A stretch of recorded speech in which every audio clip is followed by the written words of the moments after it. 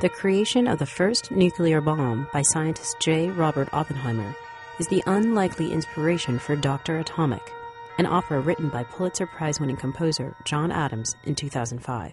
The atomic bomb really is, in a sense, the constellation of everything America stands for, both what makes us great and what makes us a problem in the world. In a new production that will premiere at the Met on October 13th, Dr. Atomic tracks the countdown to the explosion of the first atomic bomb near Los Alamos, New Mexico, home to the Manhattan Project in the summer of 1945. As an opera composer, Adams is often drawn to historical moments that pinpoint moral complexities.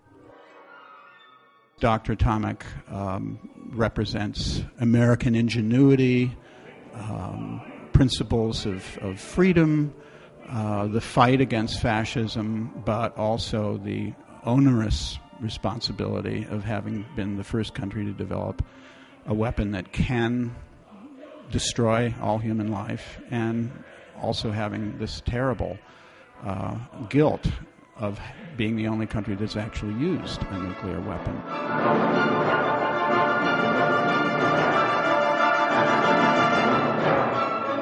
Baritone Gerald Finley returns to the title role he performed at the opera's 2005 premiere in San Francisco.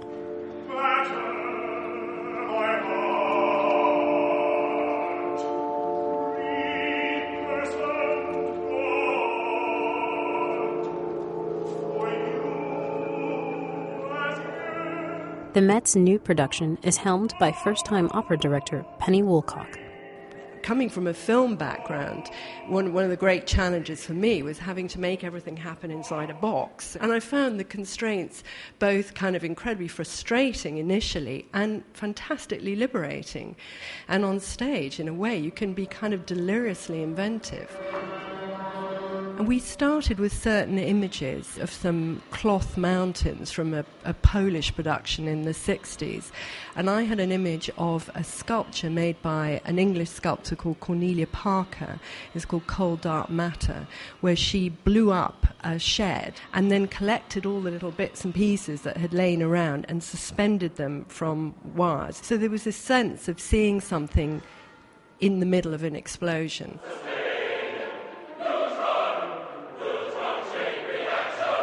The restaging features sets designed by Julian Crouch that mirror the periodic table of elements, as well as video projections and animations of scientific equations.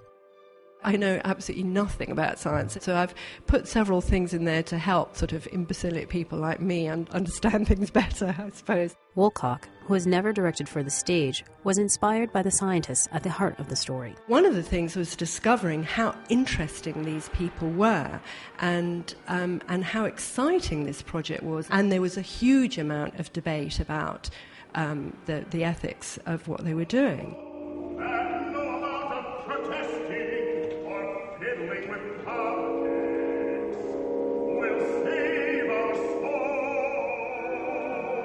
The libretto, by Peter Sellers, is a collage from documentary sources, history books, and poetry.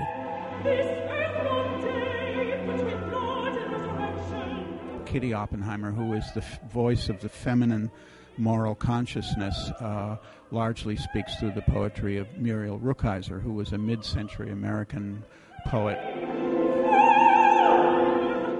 But despite all the changes in the production, the opera's center remains the bomb and its impact.